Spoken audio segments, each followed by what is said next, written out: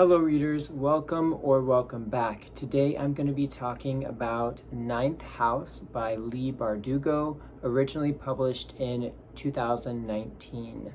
Ninth House is book 1 of 2 in the Alex Stern series. The second book is due for release, I believe in December of 2022. Let's dive into an overview. Ninth House follows Alex Stern as she begins her freshman year at Yale University. The difference between Alex and the rest of the freshman class? Well, she can see ghosts and is a member of a secret society at Yale that performs magic rites. Before we dive into Ninth House, I want to give a quick content warning. This story has some definitely disturbing content in it, so I would encourage readers to review any content warnings if needed. Additionally, we're going to be going over some potentially graphic content and light spoilers in this video, so please do be aware of that. Without further ado, let's go into the plot and pacing. The story begins in the spring of Alex's freshman year, and then we go into a flashback between the fall and the winter previous, usually alternating between fall and winter between chapters.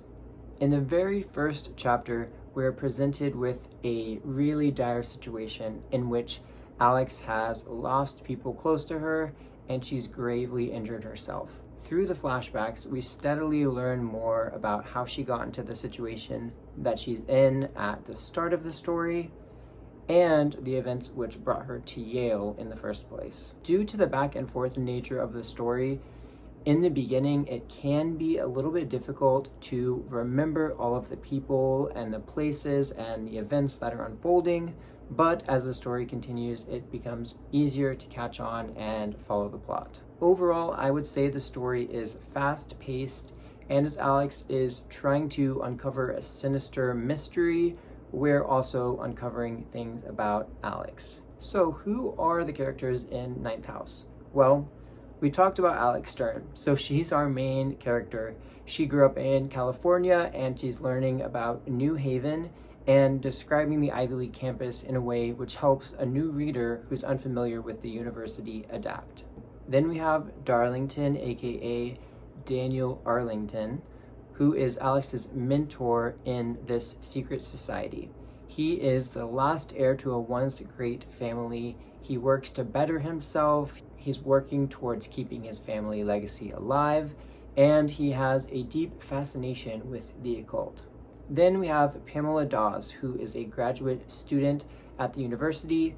Dawes acts as a historian of sorts and as a researcher for Alex and Darlington, should they need it for any of their magical rites. Tara Hutchins is a town girl who was murdered under mysterious circumstances. When we say town, it means she was not a member of the university. She simply lived in New Haven or the surrounding area. And last but not least, we have Grays. That's Grays or Greys if you spell it that way. It's a general term for the ghosts that Alex sees. Some have individual characters in the stories, and some even have deeper motives that we learn about throughout. We also learn that there's really complex sets of rules for interaction between living humans and the Greys. So let's go into the themes of the story. Number 1, the author characterizes places and writes about them as if they're living things. So we're talking about New Haven as a whole. We're talking about the magic houses where the rites are performed. We're talking about Darlington's estate. All of these places are described in a lot of detail and described in ways to make you think that they think and feel the same as any living or sentient being would. New Haven in particular is written as a tortured soul. It's described as performing a complex balancing act with potential for disaster or riches beyond belief, constantly on the brink. A quote from the book is, "It's a city built to make you want to keep driving away from it." There's also a theme of identity and having a place within society. So the idea of fitting in is something that Alex has struggled with throughout the story as we learn about her past and her present, and we learn that she's deeply self-conscious and feels she ultimately does not belong at Yale. In a lot of ways, I think this is because of her ability to see the grace, which Darlington sees as such a gift, but for her it's truly a curse. Alex and Darlington come from completely separate backgrounds, but at the same time they can actually relate in more ways than I think even they realize. A lot of the story is really about perspective, how you see things, how other people see things, and most importantly perhaps, how people want to be perceived. When Alex looks around Yale, she describes the people that are walking by, and she says that essentially they're a blur. They're blending into one another. It's completely lacking of identity. She tries to fit in with this as well through changing her physical appearance, through the way that she dresses and that she acts. And I think the story really questions, overall, is it worth it to change who you are for other people's perception? Or should you just work to be your truest, authentic self? Another theme that's explored within the story is violence against women. Another quote from the book is, "There were always excuses for why girls died." This is really a major theme throughout the story as Alex is working to solve Tara Hutchins' murder, as we learn more about the history of New Haven, or Alex's personal history. But a little bit more on this later. So now let's go into some of the good and the bad elements within Ninth House. Number one, I thought the story was really entertaining. It's really exciting. I wanted to keep reading it and find out what happens next. It's written in a way that really hooks you from the beginning, but each chapter keeps you going. It was super enjoyable, and I read it really quickly. Secondly, I really liked the characters, especially Alex, Darlington, and Dawes, that kind of trio that we associate with the Ninth House. They're really fun, but all the characters in the story are colorful and interesting and entertaining and kind of whimsical in their ways too. Maybe not always likable, but definitely well-rounded and grounded in a sense of reality. Now onto some of the bad elements of the story. I kind of alluded to this in the plot and pacing, but I personally felt like the nicknames and the character introductions at the beginning of the story come on a little bit too strongly, and it was really confusing for me. I had a hard time keeping track of the characters. I had a hard time keeping track of the places and the houses and who was who, what was what. So there's just a lot there, but in some ways that's kind of true to the college experience too. It's a bit overwhelming. You meet lots of people in a short space of time, so I get that. But the structure as well of the book starting in a future state and then kind of rewinding and then going back and forth, I kept thinking to myself that I missed something. And there's actually a place in the book where I ended up going back and rereading the prologue just to make sure I actually understood what happened there.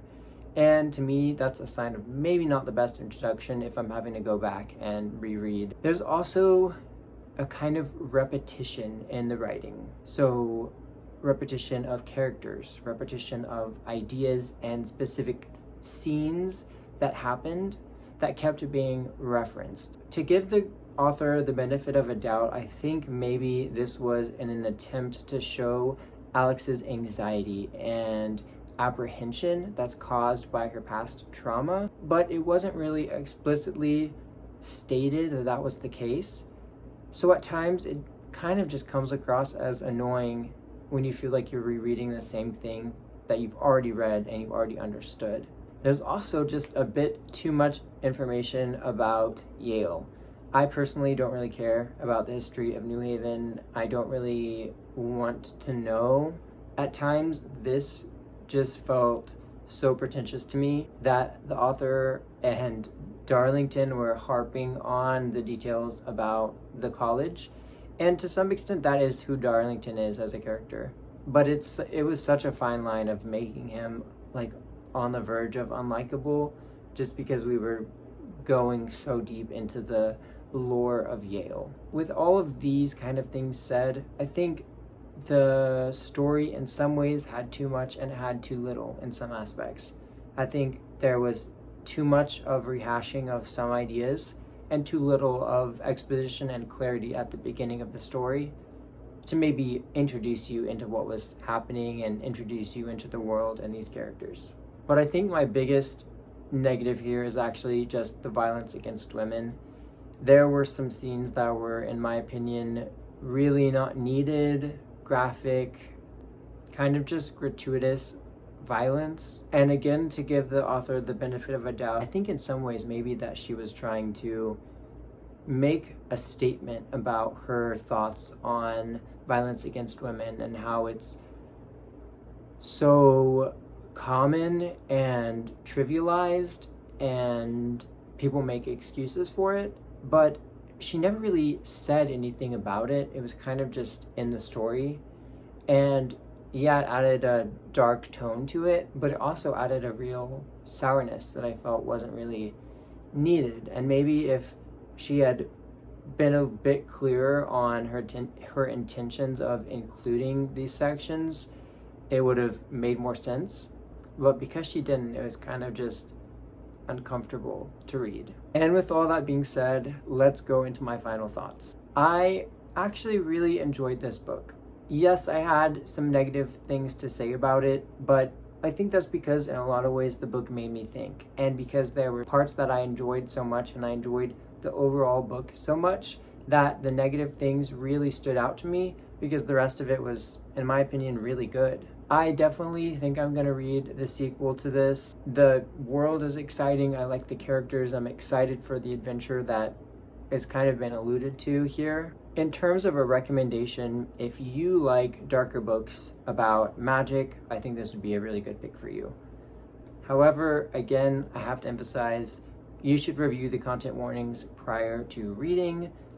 Some of it is really very graphic and could be really disturbing to some audiences. So just make sure that you check that out before picking this book up. I'm really curious to know if anybody has read Ninth House, or actually anything by Leigh Bardugo. I believe she wrote the Shadow and Bone series of books, which is really popular too. I have not read any of those. So if anyone has read anything else by this author that you really enjoyed, please be sure to leave a comment down below. I'd love to check some other stuff out. As always, thank you so much for watching, and I'll see you on the next one. Bye.